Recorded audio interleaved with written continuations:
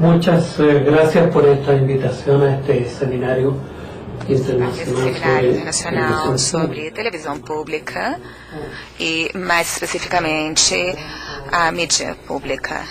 E eu agradeço o convite para participar de uma reunião que me parece muito importante, que vai tratar de uma questão que é muito importante do ponto de vista político. E eu gostaria de pedir perdão por não falar português, esse idioma tão bonito, e vou ter que me limitar a falar em espanhol. Me parece que pensar na mídia pública no cenário do século XXI, no qual nós estamos, implica, diria eu, em primeiro lugar, examinar 3 grandes mudanças. Mudanças que me parece que, em alguns casos, são técnicos e que, devido a uma grande influência social e cultural, e particularmente na área da comunicação, tiveram uma grande influência. A primeira mudança que eu gostaria de mencionar é a maneira como a web veio transformando a comunicação até hoje. Me parece que a tecnologia da web foi a primeira responsável por gerar a globalização, com todos os seus problemas, as suas vantagens e as suas injustiças. Porém, me parece que, além do fato da globalização, nós estamos presenciando uma mudança geopolítica que é justamente os países que formam o BRIC, Brasil, Rússia, Índia, China, e alguns acrescentam África do Sul. Essa mudança é uma mudança que não vem sendo enfatizada o suficiente em muitas reuniões. As pessoas continuam pensando nas questões do século XX ou no cenário da Guerra Fria, ou dos grandes atores geopolíticos daquela época, os Estados Unidos, a Europa e o Japão. Hoje em dia, nós temos um outro cenário que eu acredito tem a ver também com a televisão. Todos os países que mencionei têm, por exemplo, canais internacionais. E o que vem a ser esses canais internacionais? E o que vão fazer esses canais? Vão trabalhar em conjunto? Vão ficar servindo os interesses geopolíticos de cada país ou de um conjunto de países?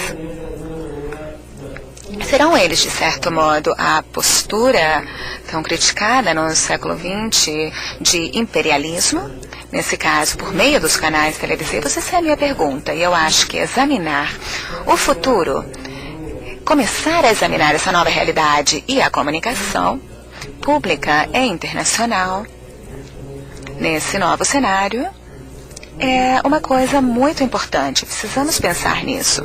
Eu acho que os acadêmicos e os estudiosos da questão da comunicação têm aqui um campo para onde podem contribuir muito para ajudar-nos a visualizar as oportunidades do futuro. A terceira coisa que eu gostaria de mencionar é que neste mundo global em que estamos hoje, a América Latina, a nossa região, que foi convocada aqui hoje pelo Brasil, tem um grande número de características próprias. Características que me parece que têm grande relação com a recepção por parte dos cidadãos da televisão. Outra característica é a exclusão étnica e social, que claramente é uma herança de 500 anos de colonialismo. Os países andinos têm sérios problemas nesse sentido. Mas não existe somente uma exclusão étnica, existe também uma exclusão social, fruto de uma colônia que nitidamente separou os indígenas das classes dominantes e, subsequentemente, quando veio a independência, as novas classes dominantes conservaram essas características, conservaram uma grande classe que ficou achatada, que ficou excluída, a herança colonial continua fortemente presente nos nossos países, o que difere muito de outros lugares do mundo, como a Europa. Inclusive, os Estados Unidos também, que tem uma constituição muito diferente a da América, particularmente de língua hispana. Segundo o Simbal, a nossa região, a América Latina, tem a maior desigualdade de renda. Nós temos esse recorde mundial. Somos uma zona onde há um excesso de consumo, porém também um subconsumo. Existe ali claramente uma prolongação do colonialismo. Temos ainda um recorde na taxa de mortes no trânsito. Os números da ONU mostram que essa é uma área com muita mobilidade, grande trânsito, porém uma região onde os acidentes de trânsito matam mais do que em qualquer outro lugar do mundo. Somos a região que tem a segunda maior taxa de homicídios no mundo. Quando medimos os homicídios, vemos claramente que estamos em segundo lugar. E nunca houve tanta insegurança. Nós hoje temos 2/3 dos sequestros que ocorrem em todo o mundo. Eu acho que esses números são muito chocantes com relação às características da nossa região. Outro elemento que também mostra a situação muito grave que vivemos é que os índices, os barômetros da corrupção, de modo geral, mostram que os partidos políticos são considerados muito corruptos por 8 em 10 pessoas pesquisadas a nível internacional. Em outros lugares não são tão corruptos. Novamente, na América Latina, nós estamos nos níveis mais altos de percepção de corrupção. As instituições da nossa região são as instituições que são vistas como mais corruptas em todo o mundo. Existe uma grande percepção de corrupção no sistema público, nos governos. As instituições públicas da América Latina são as percebidas como mais corruptas em todo o mundo. Menciono essas características da nossa região porque essas características têm grande relação com a televisão. A recepção da televisão no lar, os cidadãos latino-americanos que veem televisão nos seus lares, veem televisão a partir de um lar latino-americano pobre, subconsumidor, que tem uma grande insegurança, que desconfia profundamente dos seus governantes políticos.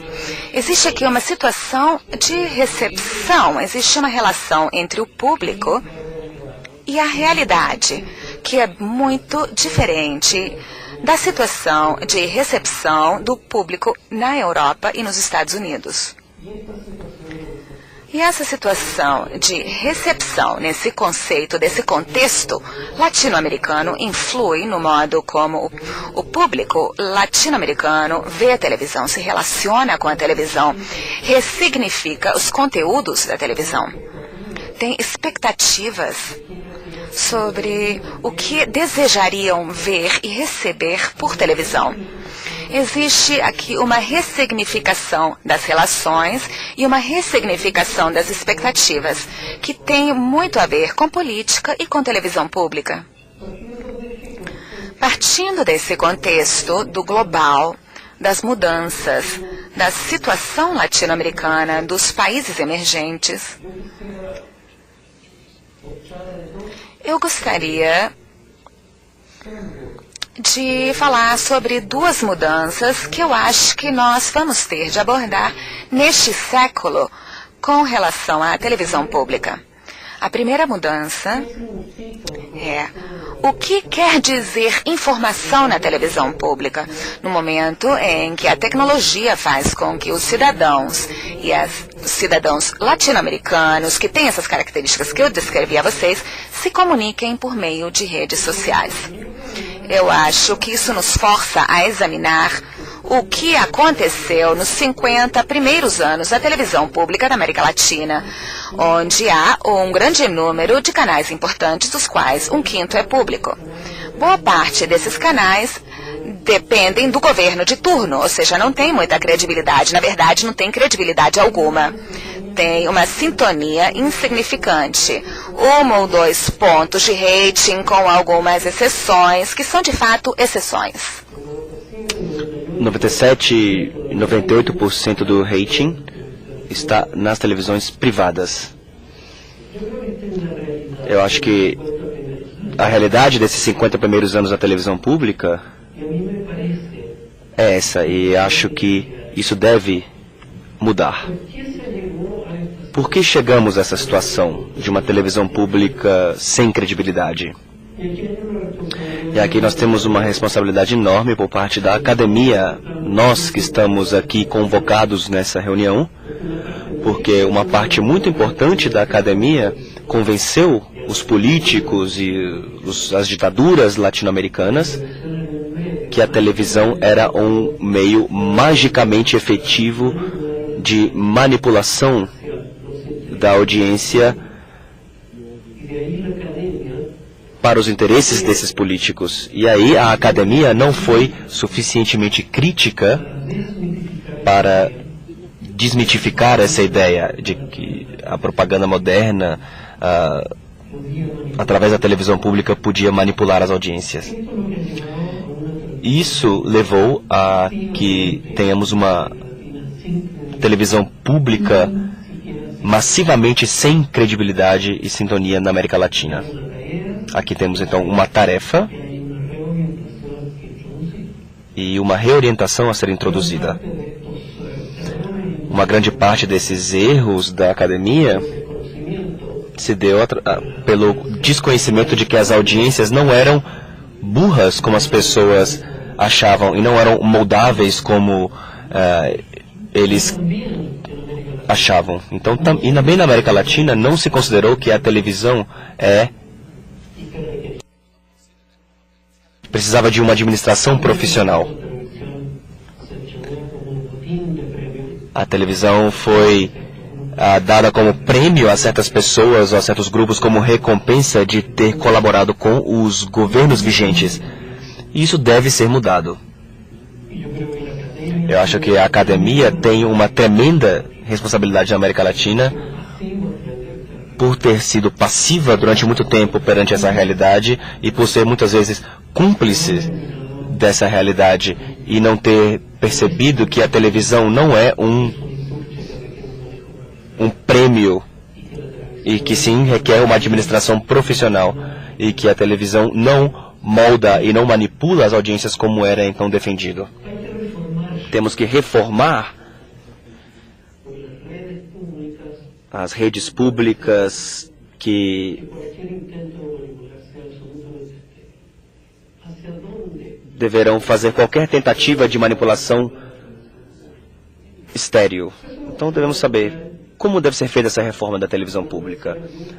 Bom, para fazer isso teremos adversários muito poderosos. Os políticos tradicionais vão continuar com as suas ideias de que a televisão tem que estar a serviço dos seus interesses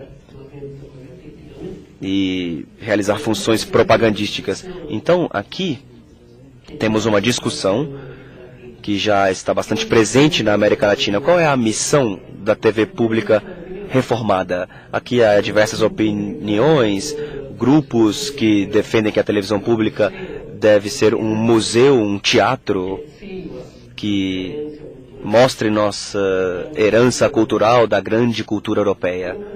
Ou uma sala de arte vanguardista com elites inovadoras da arte latino-americana. Outros acham que devem ser um jardim de infância. Outros acham que devem ter uma conotação mais política exercida por essa televisão. Um parlamento acadêmico, político, possível de ser exibido pela televisão.